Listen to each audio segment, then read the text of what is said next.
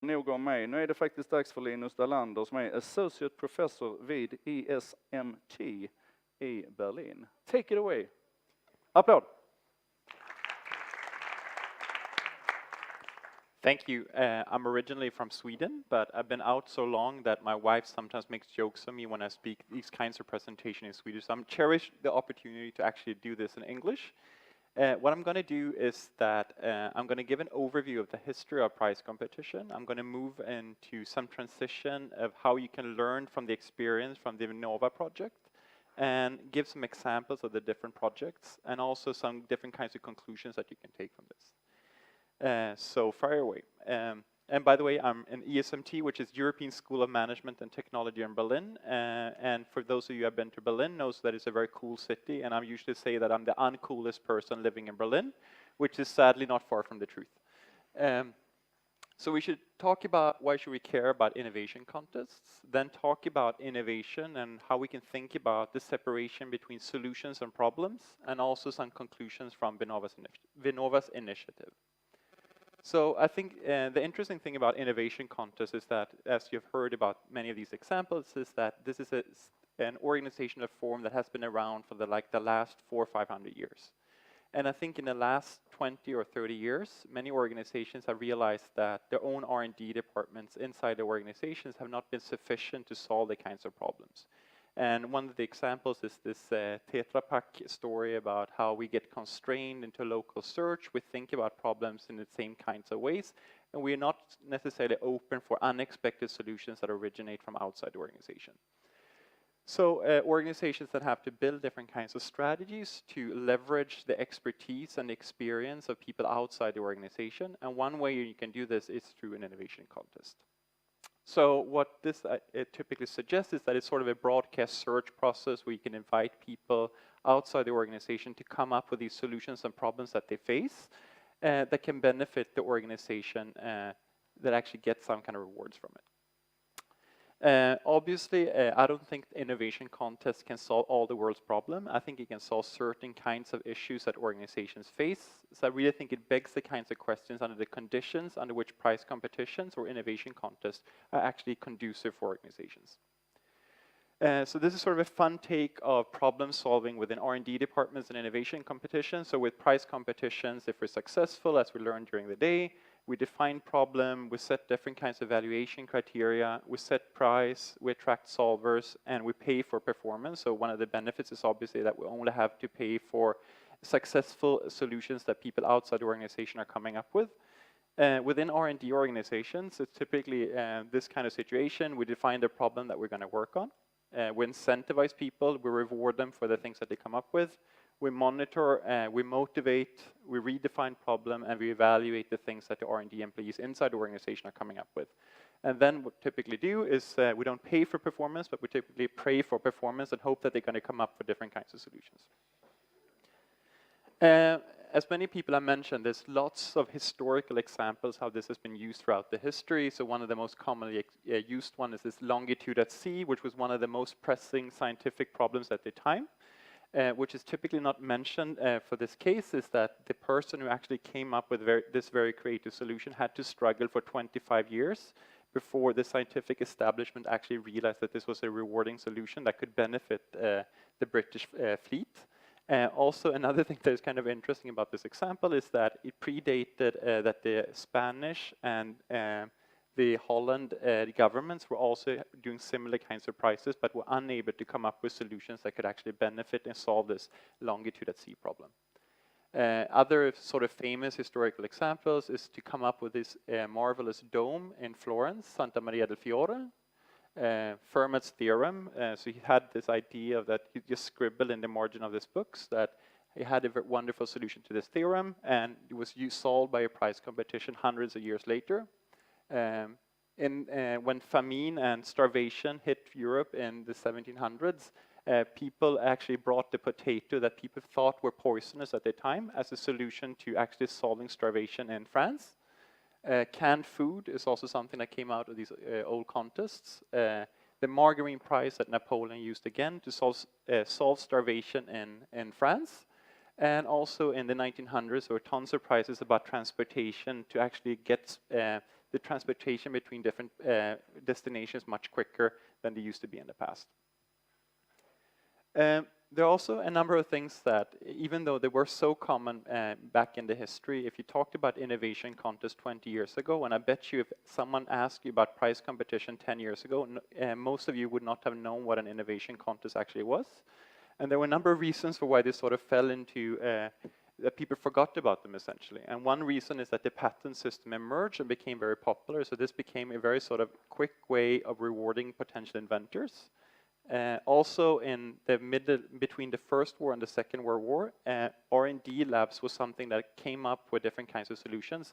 This is actually quite relatively recent phenomena where organizations started doing things primarily inside.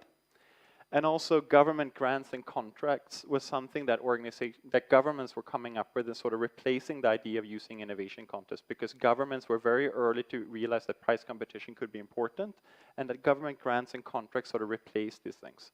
And there's sort of a wonderful quote. It's how governments prefer grant programs to the ostensibly more democratic process of innovation contests, because they prefer the pork of increased discretion over money that passed through the hands. It's a wonderful quote, but what it essentially suggests is that governments, sort of the policy makers that gave out this money, actually liked the idea of being able to sort of reward people that they thought were preferable, so essentially being somewhat corrupt or nepotism, instead of giving it to the person that were the best thing. And unfortunately, this is something that has changed in the last 20, 30 years, because now governments are extremely active in using this idea of prize competitions. We've seen a number of very recent and tons of these prize competitions in the last 10 years. One thing that I think is worth mentioning is this: how United Nations and World Intellectual Property Organization, World Health Organization are using prize competitions as a tool to solve different kinds of neglected diseases. So Chagas disease is one example. That is a very sort of a devastating tropical disease that the pharmaceutical companies are essentially overlooking. And what they do is that they have these enormous prizes set out with a very ambitious goal of solving this disease. And they don't necessarily believe that they're going to come up with a solution, but they stimulate development around the world. They increase the awareness of that this is a challenge that deserves our thinking, and scientists around the world are to much greater extent working with different kinds of solutions to the Chagas disease. And this is just a very simple graph. If you take data from Knowledge Ecology International and just plot this, you can see that the public, which is the dashed line, and the private ones. So the public organizations such as the British government, the government in Holland, the France government, Napoleon being one example, was very early to actually use these prizes. And in the last 10, 15 years, the number of prize competitions that have been used have really sort of multifolded. One thing that I think is important about prize competition, and one thing that I learned from reading through all these reports, is that I thought that everyone was going to use a traditional prize competition of setting a very ambitious goal and trying to come up with different kinds of solutions to the problems that they faced. This was not necessarily the case, and some of these projects were more sort of ideation contest, or had more of a sequential process where they tried to come up with problems that were worth addressing from the organization's perspective, and then use an innovation contest or a traditional innovation contest to find solution to those problems.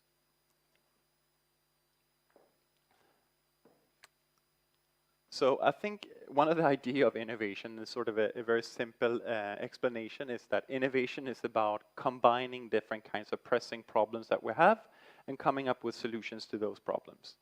So if you think about the separation between the problems that we have and coming up with solutions, one thing that it allows us to do is that organizations can have problems as in a normal prize competition where you go out and find solutions to those, or the organization can have a solution and don't necessarily know how it can be addressed in the marketplace. And if you think about this separation, it allows you to think much more carefully about how we can have one activity inside and the other outside. So problems and needs are typically these kinds of issues that are not currently faced in the marketplace, and we know that users and customers have very rich experience about the types of problems that they face, and organizations are typically quite distant from those. I don't necessarily appreciate that this is something that they could do. There are also many different solutions to problems, but they are distant to where the problem originate, And it sounds easy to sort of have this match.com analogy that I'm a problem and I'm a solution, but sometimes it's actually quite difficult and sticky to transfer the problems to the needs. And what prize competitions do is that they match the problems to the needs, they match the problems and the needs to the solutions so that you can come up with different kinds of innovations. So innovation contests can do both, and all these examples that you typically discuss is this former idea where you find different kinds of solution-related research, where I have a problem inside the organization, and you use the crowd and people outside the organization to find a solution to the problem. So here you have an ex ante, so you specify as much as possible before, where you have a specification of the problem to be solved. You distribute a pool of potential solvers around the world, and you evaluate the solutions according to the ex ante problem statements. And the reason for why you do this is that because you want to set the evaluation criteria as fair as possible and make sure that people around the world can actually sort of understand what the criteria is for the contest. And there are tons of examples that you heard during the day, so I'm going to skip that in the interest of time. But there are also different kinds that you can use this innovation contest. And this is something that you see from this VINNOVA project, that many organizations have a solution, like a nice technological solution, but don't necessarily know how it can be applied in the marketplace. So this is this idea where you have problem-related search, you have a solution inside the organization, very rich and deep expertise inside the organization, but you don't necessarily know what kinds of issues that you can actually apply those kinds of solutions to. So it could be that you have a technical solution that exists, but you're unsure how to adapt it to the needs that customers and users face in the marketplace. Sometimes it's very difficult to understand the niche and the market and actually understand the use and very deep use that people have in the marketplace. And finding these pressing problems to solve that people actually deeply care about. And I think this is something that if you go to my Starbucks ideas, and many large organizations actually use this, where they have very deep expertise inside the organization, and they ask people around the world to come up with different kinds of issues that they face, and then the organization actually comes up with a solution to those problems, and in the end it's some kind of innovation that reaches the marketplace. So if you think about how you can compare those two, because I think this is important, that most organizations and most examples that we talked about during the day is usually this idea where you have well-specified call for solutions, you have an end goal of reaching a solution to a problem in an existing choice set, you have a problem inside the organization, and you use the contest as a means to actually find a solution to that problem. And here it's sort of reach the efficiency to solve a problem the right way. But you can also think about it the other way around, where you have a solution or very deep expertise inside the organization, and you have a much more unspecified call for problems and needs. And obviously, the outcome is very much different from the first one, in the sense that instead of finding a solution to one of the problems that you face, you actually expand the choice set and get one more thing that you could potentially do as an organization, with the intention to actually identify the right problem that you as an organization work with. This is a very sort of simple business school-like. I work at a business school, so a very simple 2x2 matrix that I actually think is very useful. This is published by Alan McCormack in MIT Sloan Management Review, where they illustrate these different kinds of search processes that organizations can use. So if you think about problems and needs, new versus familiar, and solutions, familiar versus new, most of the things that we talked about today is that you have problems that are familiar to you as an organization, and you try to find new kinds of solutions to the problems that you have. But you can also think it the other way around, where you have existing solutions, but you need to find a new market for the kinds of issues that you face. And this is obviously a very different kind of innovation contest, and have very different kinds of implications for how you should organize the innovation contest. And again, I think it's worth stressing that most of the historical examples and the kinds of books that we read talk about new technology and how you can adapt that. But I think in reality, many people are using innovation contests as also finding new markets that can target the solutions that they have.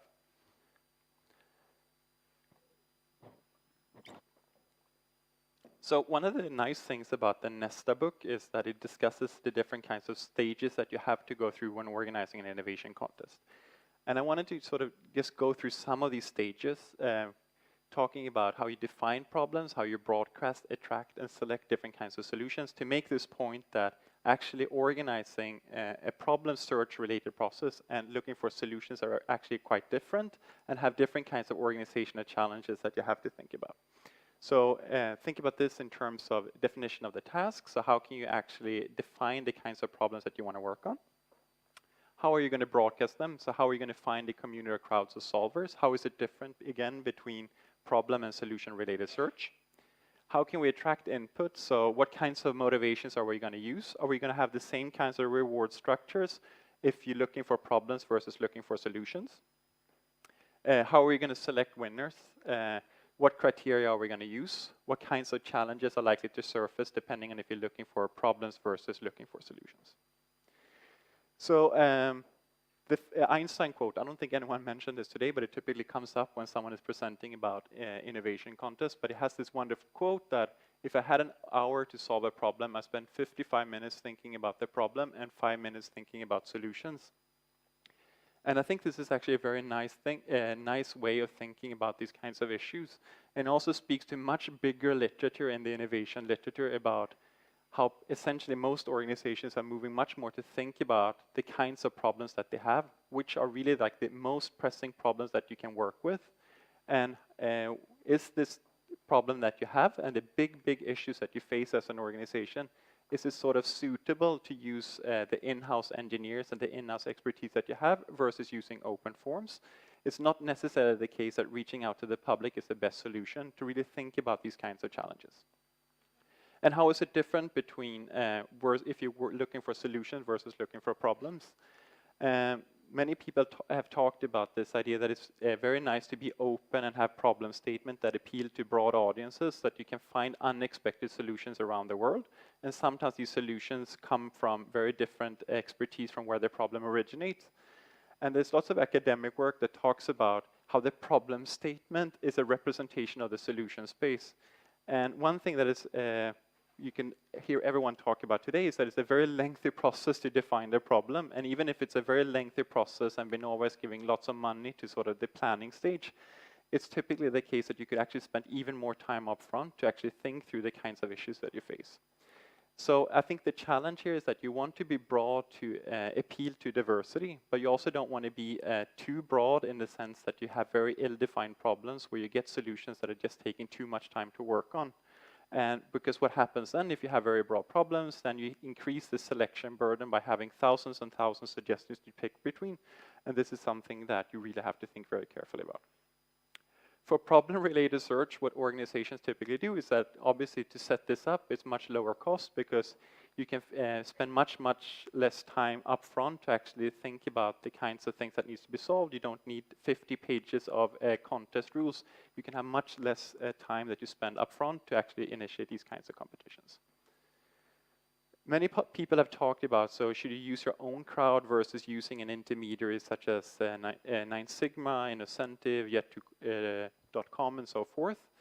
And I think what's really interesting here is that many of the examples that you hear from successful competitions have examples from very large organizations or using one of these intermediaries. And I think there is a reason for that in the sense that if you really want to have creative suggestions, you need to reach out to a broad public. And to organize one of these innovation contests is actually a big challenge. And one thing that also the academic literature has surprisingly few examples on is how can we build and sustain a crowd from a very low powered position. So I can understand if you're NASA or a big successful organization, but if you are like a small and medium-sized organization, how can you actually use the innovation contest to your advantage without using an intermediary? It's not necessarily an uncomplicated question. And for solution-related search, as many examples have discussed, it's very important to attract diversity in the solver pool.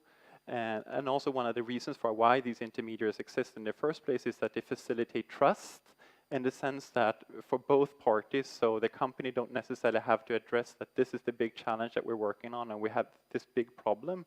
And also you can make sure that people that have the solution are not going to get screwed by the organization in the sense that if I actually have a solution to the problem that you face, I'm going to get sure that you get rewarded as an individual. For problem-related search, I think there's much more work that suggests that organizations do that themselves in the sense that existing customer and users often have different kinds of problems and intermediaries are much less common when organizations are using this. when it comes to sort of attracting solutions from people around the world, there are very competing views on how many people to attract. So today, I think the message from what I heard by listening to what other people have said is that the bigger the crowd, the better it is. And there's some work that actually suggests that coming up with solutions is very much random. So if it is random, one of the implications of that is that we get more solutions. The economist scholars, and I work quite a bit with economists, think very differently about this. So for them, they're concerned about the welfare loss of having people working on parallel things. And they want to sort of split this into smaller tasks because the effort of any given individual is going to decrease if you have lots of people competing for the prize. And I think most work actually suggests that it's not so easy to actually say that bigger is better or smaller is better. It really depends on the objective of the contest, so what you really seek to achieve as an organization. So it's not the case that you can just think that a big crowd is better, because it depends on the nature of the questions that you have and the concerns that you face as an organization. So for solution-related search, I think most people would suggest that more people is good to find a solution, and there are a number of reasons why people do this. Obviously, one reason is that many people are just reusing prior solutions, and I think there are a number of examples from this that you heard from the press, that people see a problem description and immediately know a solution, and therefore there's a very low marginal cost of entry. So if they have a solution, it's pretty easy to enter the contest and come up with different kinds of things.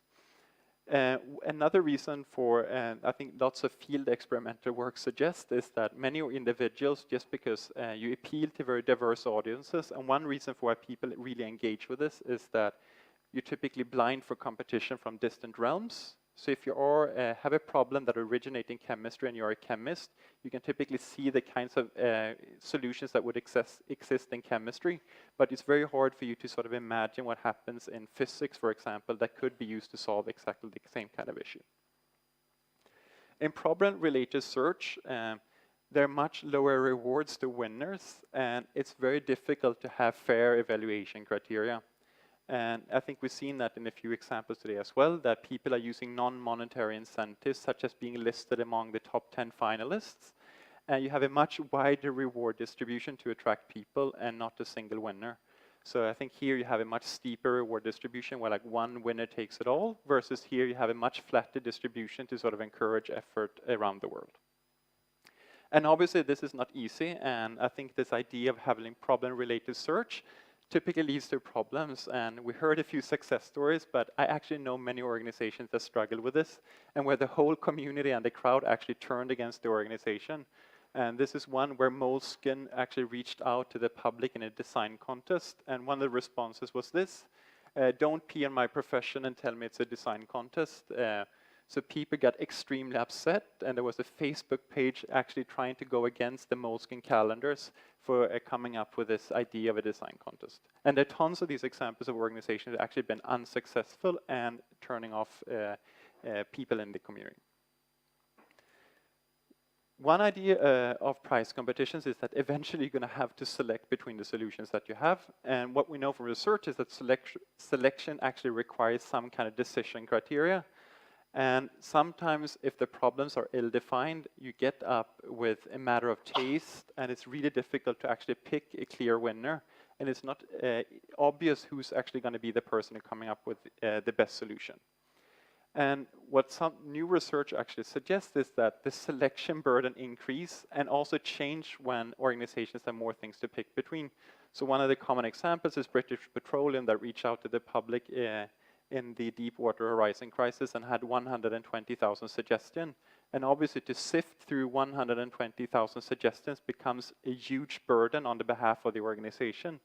And there's a much lower likelihood of getting picked for any given suggestion, but it also means that organizations become much more stereotypical and get blinders, as in this picture. So it's much easier to sort of use a simple decision criteria, such as, have you worked with this person in the past? Has this person high status in the community, and therefore we're going to pick this idea.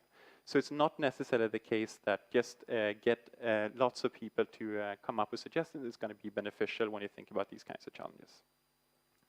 So we want diversity for solution-related search, but it also increases evaluation costs. So if solutions are unexpected, as in the case of the longitude problem, where Harrison actually had to fight for 20 years before he finally cashed the prize, it becomes, even in these kinds of challenges, in these kinds of situations, a big challenge for organizations. For problem-related research, when you reach out to the public to come up with different kinds of ways of problems that you can address, there are very high evaluation costs, because there are no clear ex-ante definition that you can actually compare it against. Organizations are using different kinds of tools for this, such as collaborative filtering, where you ask the public, what do you think is the most pressing issue? And there are also tons of work that suggests that this is something that can be positive, but you can also be led astray by path dependency. So one of my favorite examples is this unknown bands that are listed online. So people get in to listen to bands that are previously unknown, and they come up with something that they think is like the best band. And after 3 weeks, they reverse order the ranking, and then all of a sudden, people are going to like the least liked band by the public in the past the most, just because they think that these are the bands that people actually did like. So there are these big challenges, like initial differences can escalate and lead to different kinds of challenges when it comes to selecting the best thing. So I had 3 conclusions from the VINNOVA projects, and I'll start with this one. I think that innovation contests have enormous potential. I think it's really interesting when I read these reports that many projects get entries from around the world, lots of media attention, many people mention how many tweets they had, the number of likes on Facebook and what have you.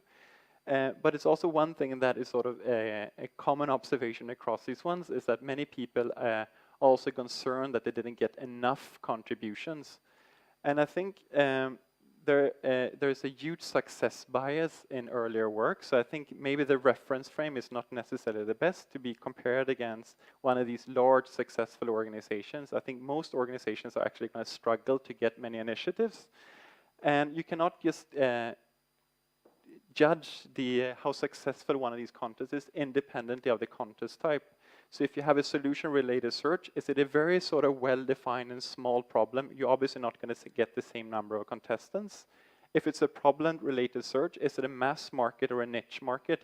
If you work with something that is a very small solution that only very few people around the world is actually going to know about, you're obviously going to get much fewer solutions. So I think one of the things is that I think you need to have realistic expectations, and not all of these contests are going to be successful. To give you one example, so this is from my own work with Henning Pizunka from INSEAD, where we looked at problem-related search across close to 100,000 organizations, and everyone thought that they're going to be successful. And one of the great things about this data set is that you can actually trace whether organizations were successful, and you don't have any kind of success bias or survival bias. And what it essentially suggests is that it's only by the 90th percentile, so the organizations that are much, much better than the average, where you can see these organizations reaching out and become very successful. And most organizations, even at the median, were very unsuccessful in getting these kinds of suggestions for what to do with the products and services.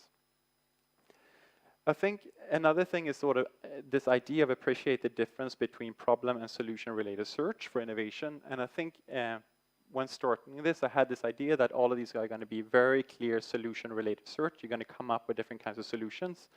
And I think you can potentially even spend even more time to think about the problem definitions, which clear solutions could be evaluated against afterwards. And I think the reason for that is that you also decrease the selection burden, because you have much clearer and fair evaluation criteria for these innovation contests.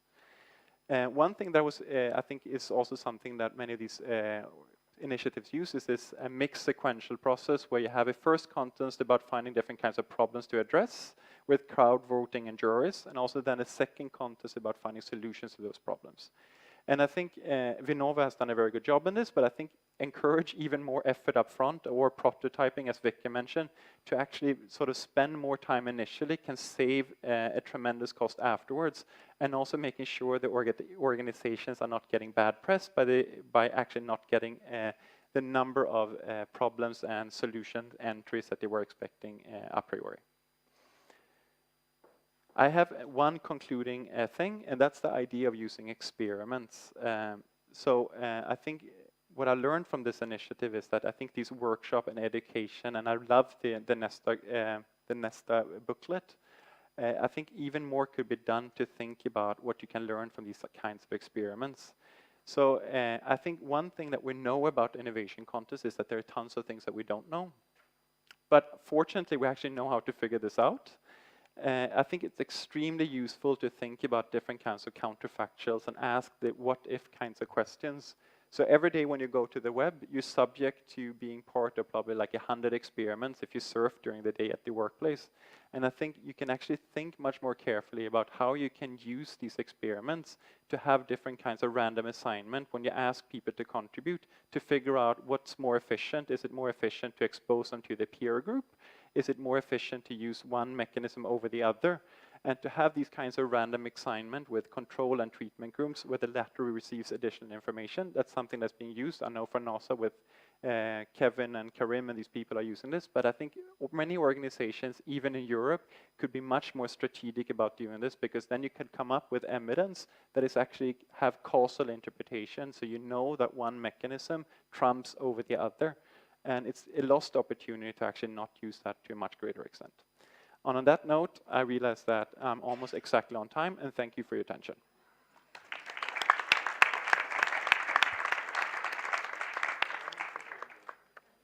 Thank you so much, Linus. That was absolutely mind-blowing. How do you feel? Have your brain exploded yet?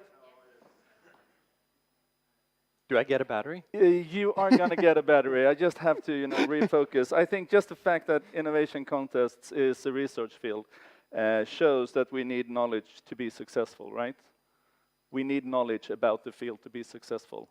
Yes, and I think on this last part about experiments, I think I went over this extremely fast, but I think that organizations can be much more strategic about how they do this.